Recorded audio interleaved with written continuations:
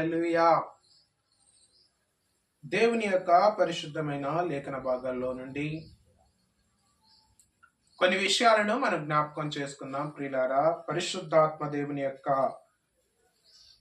వాక్యానుసారమైన విధానంలో మనమందరము జీవింపబడులాగున ఎఫెసీయులకు రాసిన పత్రిక 1వ అధ్యాయము ఎఫెసీయులకు రాసిన పత్రిక 1వ అధ్యాయము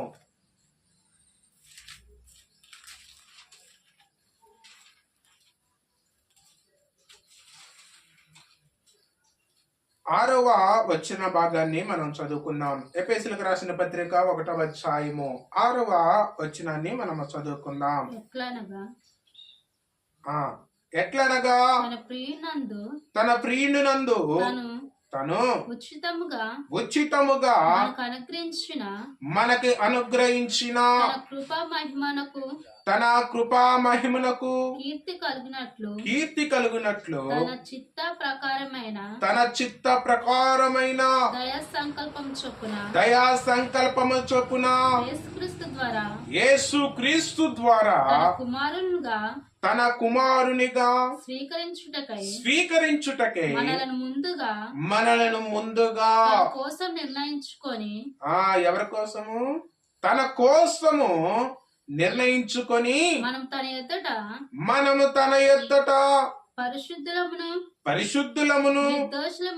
నిర్దోషములయుండి ఉండవలనని జగతి పునాది వేయబడక మునిపే ప్రేమ చేత ఆయన క్రీస్తులో మనలను ఏర్పాటు చేసుకొనెను. దేవుని నామానికి మహిమ కలుగును గాక.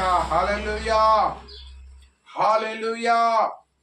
ఇక్కడ మనం చూస్తున్నట్లయితే ప్రియమైన దేవుని సంగమా, ఈ యొక్క మూల వాక్యము దేవుడు మనతో మాట్లాడుతున్న మూల వాక్యం ఏంటంటే ఎఫెసీయులకు రాసిన పత్రిక 1వ అధ్యాయం 6వ వచనంలో ఇక్కడ దేవుడు మనల్ని ఏర్పాటు చేసుకున్నాడు. ఏం ఏర్పాటు చేసుకున్నాడు? దేవుడు మనల్ని ఏర్పాటు చేసుకున్నాడు. ఎప్పుడు అంటే జగతి పునాది వేయబడక మునిపే దేవుడు తన ప్రేమ చేత నిన్ను ఏర్పాటు చేసుకున్నాడు. దేవుని నామానికి మహిమ కలుగును గాక. హల్లెలూయా, హల్లెలూయా. ఇక్కడ మనము ఈ యొక్క వాక్యాన్ని మొత్తం చూస్తున్నట్లయితే ప్రియులారా, దేవుని యొక్క కృప మహిమను గూర్చి కీర్తి కలుగునట్లుగా మనం ఉంటున్నాం. ఇక్కడ ఏ విధముగా నువ్వు దేవుని యొక్క వాక్యాన్ని నువ్వు తరచుగా పరిశీలించినట్లయితే ఇక్కడ పరిశుద్ధాత్మ దేవుడు ఏర్పాటు అనేది ఇక్కడ మనకి స్పష్టంగా కనపడుతూ ఉన్నది. దేవుడు ఏర్పరచుకుంటున్నాడు. ఎప్పుడనగా నీ తల్లి గర్భములో రూపింప మునిపే, అనగా జగతి పునాది వేయబడక మునిపే యేసు క్రీస్తు ప్రభువారు నిన్ను ఏర్పాటు చేసుకుంటున్నాడు. దేవుని నామానికి మహిమ కలుగును గాక. హల్లెలూయా, హల్లెలూయా. కనుక ప్రియమైన దేవుని సంగమా, దేవుని యొక్క మాటను బట్టి, దేవుని యొక్క వాక్యాన్ని బట్టి మనము ఈ దినాన యేసుక్రీస్తు ప్రభువారు ఏ విధమైన మార్పుల చేత మనల్ని ఏర్పాటు చేసుకుంటున్నాడు అనేది మనం చూస్తున్నట్లయితే ఇక్కడ దేవుని యొక్క వాక్యము సున్నముగా మనకు తెలియపరచబడుతూ ఉన్నది. ఏందనగా ఇక్కడ మనం చూస్తున్నట్లయితే ఆ జగతి పునాది వేయబడక మునిపే ప్రేమ చేత ఆయన క్రీస్తులో మనలను ఏర్పాటు చేసుకున్నాడు. దేవుని నామానికి మహిమ కలుగును గాక.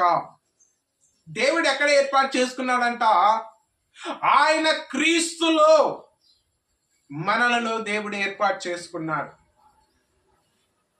ఎందుకో తెలుసా? క్రీస్తేసు మహిమను బట్టి, క్రీస్తేసుని స్వర్యములను బట్టి దేవుడు నిన్ను నన్ను ఏర్పాటు చేసుకున్నాడు. పరిశుద్ధాత్మ దేవుడు ఏర్పాటు చేసుకునే ప్రాముఖ్యత ఏంటంటే ఆయన యొక్క పరిచర్య లేకపోతే ఆయన యొక్క జీవితమును బట్టి మనం నడిపించబడటానికి దేవుడు నిన్ను ఏర్పాటు చేసుకుంటున్నాడు. దేవుని నామానికి మహిమ కలుగును గాక. హల్లెలూయా, హల్లెలూయా. అందుకే ప్రియులారా, ఇక్కడ మనం చూస్తున్నట్లయితే యేసు క్రీస్తు ప్రభు వారు ఏ విధముగా నిన్ను ఏర్పాటు చేసుకున్నాడంటే, ఏ విధంగా దేవుడు నిన్ను ఏర్పరచుకుంటున్నాడంటే, ఆయన తన క్రీస్తు ద్వారానే నిన్ను ఏర్పాటు చేసుకుంటున్నాడు. మనం అనుకోవచ్చు, మనం అనుకోవచ్చు ఏందనగా, దేవుడు నన్ను పిలవలేదు కదా, దేవుడు నన్ను ఏర్పాటు చేసుకోలేదు కదా, దేవుడు నన్ను ఆయన స్వరూపముల ద్వారా దేవుడు నన్ను ఏర్పాటు చేసుకోలేదు కదా అన్న ఆలోచన మనకు ఉండవచ్చేమో. కానీ ఇక్కడ దేవుని యొక్క మాటే సెలవిస్తూ ఉన్నది, జగతి పునాది వేయబడక మునిపే దేవుడు ఆయన క్రీస్తులో నిన్ను ఏర్పాటు చేసుకున్నాడని దేవుని యొక్క వాక్యమే సెలవిస్తూ ఉంది ప్రియులారా.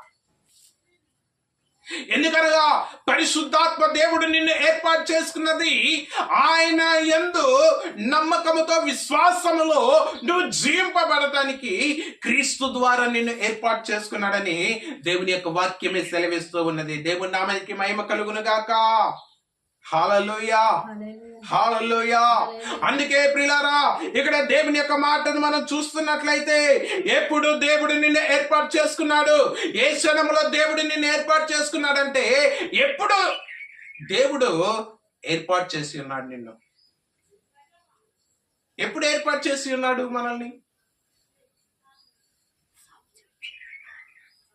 ఇక్కడ మనకి ఏర్పడాలంటే ఏ విధమైన ఏర్పాటు మనలో ఉంటుంది అనేది మనం చూస్తున్నట్లయితే ప్రియులారా, మొదటి పాయింట్ లోకి వస్తున్నాను నేను. మొదటి పాయింట్ లో ఎప్పుడు ఏర్పడి ఉన్నావు, ఎప్పుడు దేవుడు ఏర్పరచుకున్నాడు అనేది మనం చూస్తున్నట్లయితే